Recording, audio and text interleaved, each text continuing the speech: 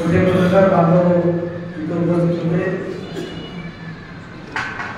आता सर्वांचा नाव उल्लेख या ठिकाणी करणार आहे, पण प्रदेशाध्यक्ष आणि त्यांची सर्व टीम यांचं या भागाचा लोकप्रतिनिधी आमदार म्हणून मनापासून तुम्हा सर्वांचं या ठिकाणी स्वागत करतो आणि तुमची माफी सुद्धा या ठिकाणी मी मागतो. तर बबनरावजींना मी कार्यक्रम घेण्याच्या अगोदरच मी कल्पना दिली होती कारणासाठी, तर मी चुकणारा माणूस नाही. मी ज्यावेळेस माझी बहीण आणि बबनरावजी आम्ही या कार्यक्रमामध्ये चर्चा करत होतो,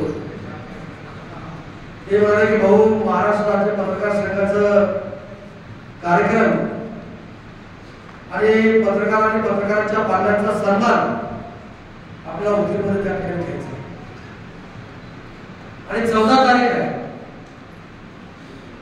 इथं काय होतंय कांबळे साहेब, इथं माझ्या मनावर कुठलीच तारीख नसते.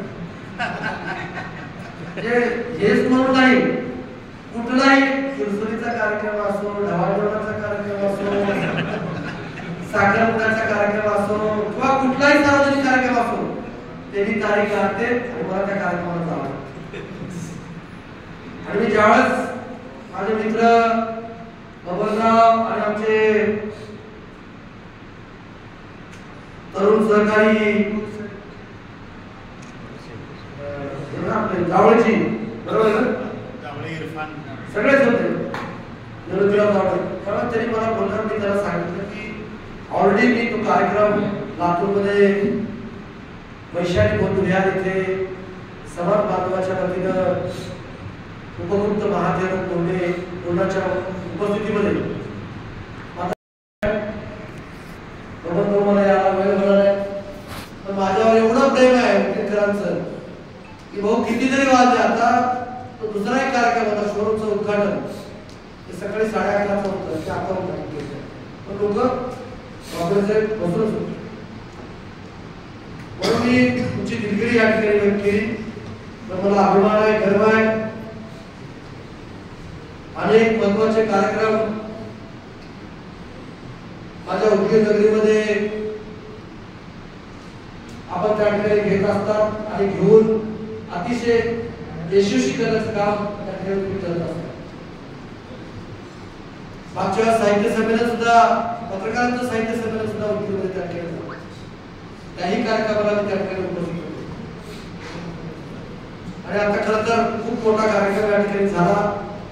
मी त्यांना म्हणालो, तुम्ही कार्यक्रम त्या ठिकाणी करून घ्या. हे अध्यक्षांचं, प्रदेश पदाधिकाऱ्यांचं, सगळ्यांचं स्वागत मी त्या ठिकाणी येऊन करेन आणि भेट त्या ठिकाणी देईन असं सांगितल्यामुळे मी जाणीवपूर्वक या कार्यक्रमाला या ठिकाणी मला त्या ठिकाणी येता आलं. तुम्ही तर आता लोकशाहीमधला 4था स्तंभ त्या ठिकाणी आहे. तुम्ही सातत्याने तुमच्याकडून निगडीतून मला सूचना किंवा सरकारला सूचना करण्याचं काम तुमच्या माध्यमातून त्या ठिकाणी झालं पाहिजे आणि तुमच्या माध्यमातून त्या ठिकाणी होत आहे.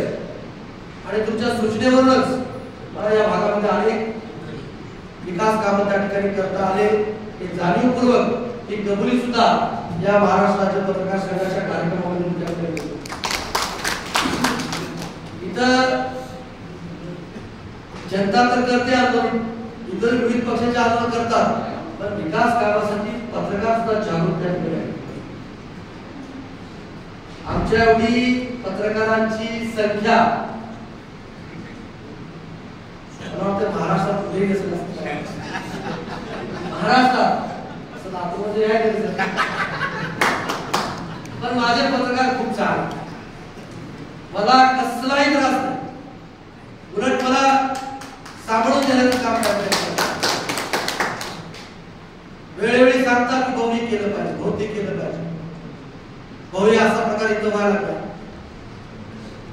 पण त्यांच्या सूचनेचं पालन सुद्धा मी त्या ठिकाणी करत असतो. गांभीर्याने त्यांचे जे काही प्रश्न मला सांगतात ते गांभीर्य ओळखून त्याला न्याय देण्याचं काम सुद्धा मी त्या ठिकाणी करत असतो. खरंच मला आज खूप वाईट वाटतंय की एकच कार्यक्रम जर राहिला असता तर खूप चांगली आपली जुगलबंदी त्या ठिकाणी झाली असती, पण नाईलाज होता मला. माझा पहिला कार्यक्रम राईट टाइम असतो, दुसरा कार्यक्रम माझ्या हातात असतो, तिसरा कार्यक्रम माझ्या हातात. रोज मी 25 कार्यक्रम केले. आता इथला कार्यक्रम करून मला 2-3 सांत्वना भेट द्यायची, तिथून मला जळकोटला जायचं. जळकोटचे 2-3 कार्यक्रम करून लातूरला आपले प्राध्यापक शिवाजीराव जवळेकर यांच्या विशेष वाढल्यावर मला जाता आलं नाही. मला त्यांच्या घरी भेट द्यायचे, तिथून रात्रीची ट्रेन जायची. हे रोजचं दैनंदिन आहे. एक दिवस सुद्धा मी फक्त लंडनला 10 दिवस गेला. लंडनहून सकाळी 7:30 वाजता ट्रेन आली की डायरेक्ट धडकला बसलो. आणि तेव्हापासून आज तागाय फक्त 6 तास झोपलो. रात्री किती वाजता गेलो? 2 वाजता रात्री जायला. लगेच सकाळी घरी तर गर्दी असणारच, लोकांच्या अपेक्षा ते आपण लोकसेवका आपण ते काम केलंच पाहिजे. म्हणून 10 वाजता करेक्ट कार्यक्रम पूर्ण करायला मला वाटतं तो 12 पर्यंत चालेल. आपण 12:30 जर निघालो ते 1:30 इथे पोहोचेल असं वाटतं. पण भक्तीची तेवढे आणि मला बघू प्रत्येकाला बोलू वाटलं आता नाही आणि ते बोलत नाही मला माहिती सगळं एवढे भाषण करू की काय विचारायची सोय नाही.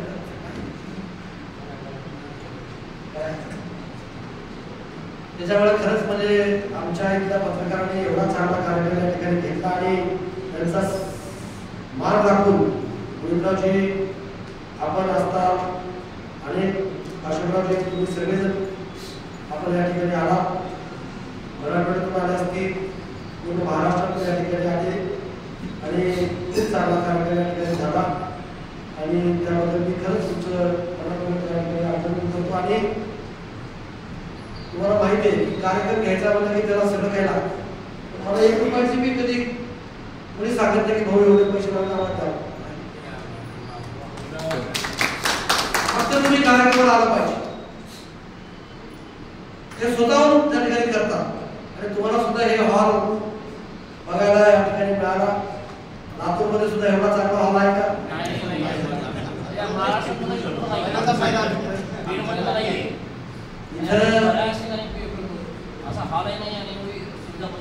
अतिशय चांगल्या पद्धतीने माझी विनंती आहे सगळ्या पत्रकार बांधवांना, महामहिम राष्ट्रपती द्रौपदी मुर्मू मॅडम यांच्या शुभ हस्ते बौद्धविहाराचं विश्वशांती गुरुद्वाराचं लोकार्पण सोहळा त्या ठिकाणी झालाय.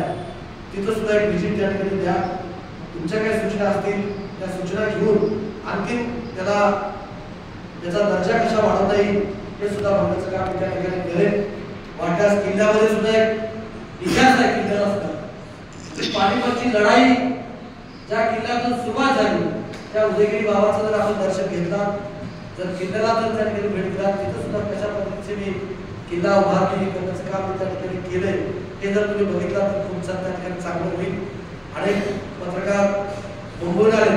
तुम्ही जसं विलासरावजींनी मांजरा नदीवरती बॅरेजेस केले तसे मी माझ्या तिरोड नदीवरती बॅरेजेस त्या ठिकाणी मी उभा केले.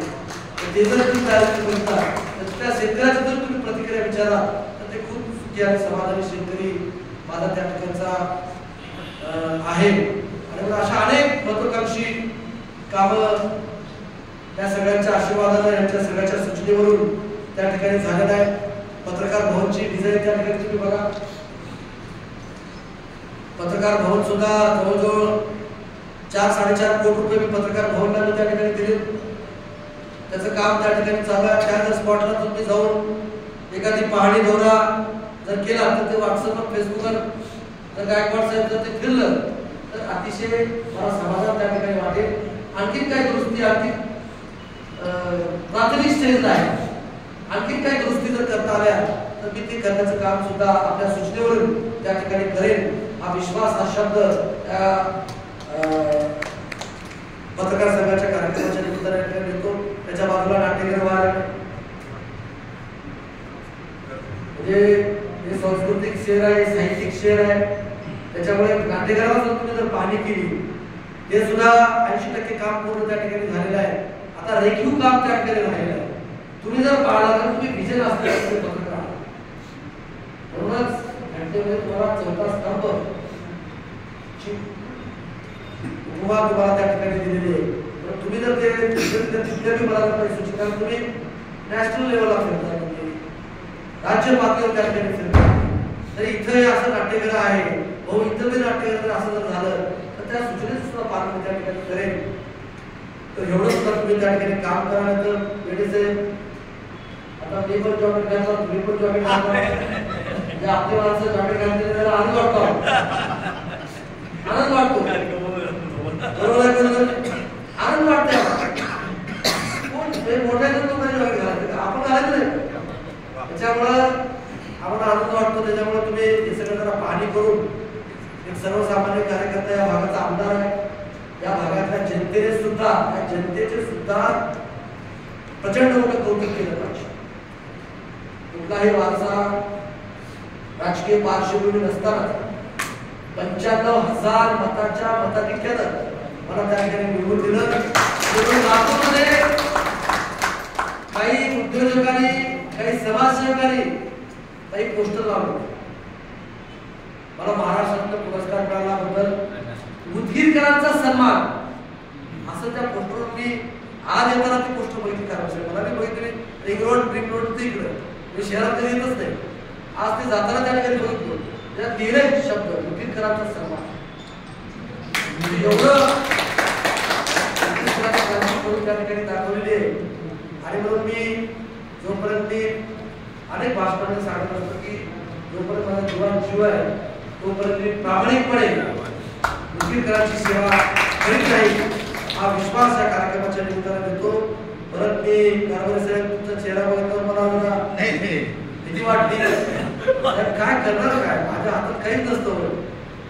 तुम्हाला सांगतो हे सगळं आता एक रेकॉर्डिंग चालू आहे, तर मी काय बोललो आता मला परवा माझं सगळं फार सिटी स्कॅन काढलं पाहिजे, फार रेकॉर्डिंग करून थोडं बंद करा, इथून क्रॅक